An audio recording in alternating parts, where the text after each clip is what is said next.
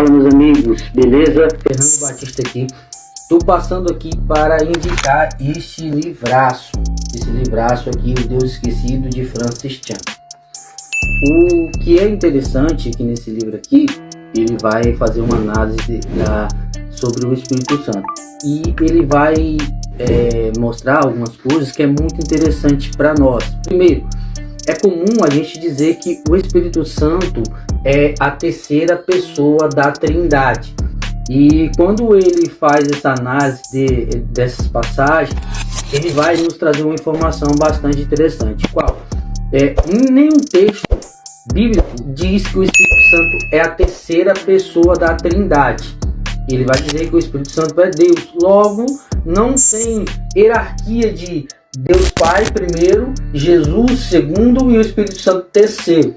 Ele nos informa que quando falamos isso, ou colocamos o Espírito Santo na terceira pessoa, ou como a terceira pessoa da Trindade, no 3, ele vai nos falar que essa é uma forma que a gente vai colocando o Espírito Santo de canto.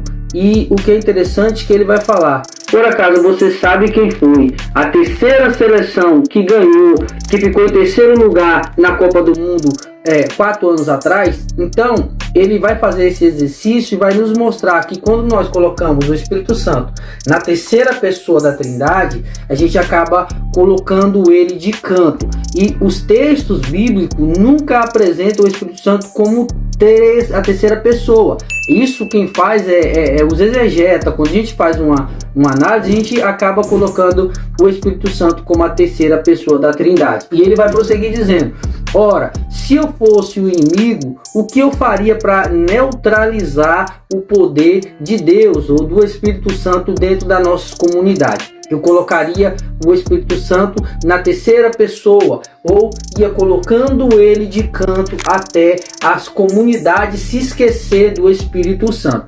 E o que é interessante é que numa página que me chamou bastante atenção desse livro aqui, ele vai falar sobre uma parte sobre a vida cristã. E tem uma parte que ele é muito interessante, que ele diz, ele pergunta para a esposa dele: mas você acha que passa na cabeça de uma largata? Você já pensou? E a esposa dele simplesmente ficou pensando: como assim? E ele prossegue dizendo: imagina uma largata, um dia ela começa a rastejar, começa a andar pelos lugares áridos, subir em plantas, e de repente ela tira um cochilo. E quando esse cochilo acontece, de repente ela entra no